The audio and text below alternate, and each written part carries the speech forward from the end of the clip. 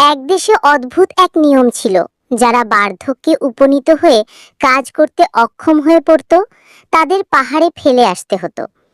ওই দেশে রাজা মনে করতেন, বয়স্কদের যত্ন নেওয়ার বোঝা কমালে সাধারণ মানুষের জীবন সহজ হয়ে যাবে। সেই দেশে এক পিতাপুত্র খুব ভালোবাসত একে অপরকে। সময় গড়িয়ে গেল, পিতা বুড়ো হলেন, তিনি আর আগের মতো কাজ করতে পারেন না।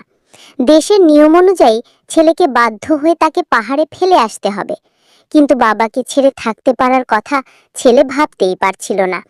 তবু শাস্তির ভয়ে সে বাবাকে কাঁধে নিয়ে পাহাড়ের দিকে রওনা দিল। পাহাড়ের চূড়ায় পৌঁছে তার মন কেঁদে উঠল।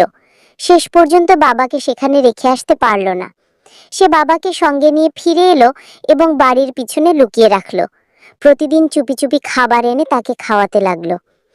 একদিন রাজা তার প্রজাদের বুদ্ধি পরীক্ষা করতে চাইলেন।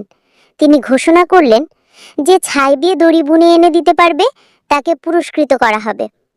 ঘোষণা শুনে লোকজন হতভম্ব হয়ে গেল। ছাই দিয়ে কি কখনো দড়ি তৈরি করা সম্ভব? ছেলেটি এই ধাঁধার কথা শুনে বাবাকে বলল। বাবা বললেন, একটা দড়ি নিয়ে বড় পাত্রে পেঁচিয়ে রাখো, তারপর সেটা জ্বালিয়ে দাও। ছেলে বাবার কথা মতো কাজ করলো। দড়ি পুড়ে গেল, কিন্তু তার ছাই ঠিক আগের মতো দড়ির আকারেই থেকে গেল। সে সেটি রাজাকে দেখালো এবং পুরস্কার জিতে নিল।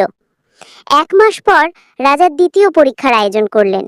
তিনি একটি কাঠের ডাল দিলেন এবং বললেন, এর আগা আর গোড়ার খুঁজে বের করো। ডালের দুপ্রান্ত দেখতে একই রকম ছিল, তাই কেউই এর উত্তর খুঁজে পেল না। ছেলে কাঠের ডালটি বাড়িতে এনে বাবাকে দেখালো। বাবা বললেন, ডালটি পানিতে রাখো, যেটি বেশি ডুবে যাবে সেটি গোড়া, আর যেটি ভেসে থাকবে সেটি আগা। ছেলে বাবার উপদেশ মতো কাজ করলো এবং রাজাকে দেখিয়ে আবারও পুরস্কার জিতল। এরপর রাজা আরও কঠিন এক ধাঁধা দিলেন। তিনি বললেন, একটি ঢোল তৈরি করো যা কোনো আঘাত ছায়াই শব্দ করবে। এবার সবার মাথা ঘুরে গেল। কেউই এমন ঢোল বানানোর উপায় খুঁজে পেল না। ছেলে আবার বাবার শরণাপন্ন হলো।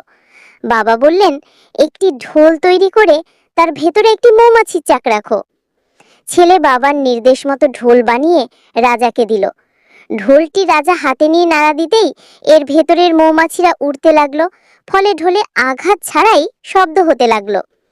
রাজা বিস্মিত হয়ে ছেলেকে জিজ্ঞাসা করলেন, তুমি কিভাবে এত কঠিন প্রশ্নের উত্তর পেলে?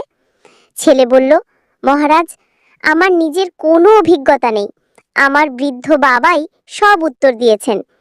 ছেলের কথা শুনে রাজা খুবই নরম হয়ে গেলেন।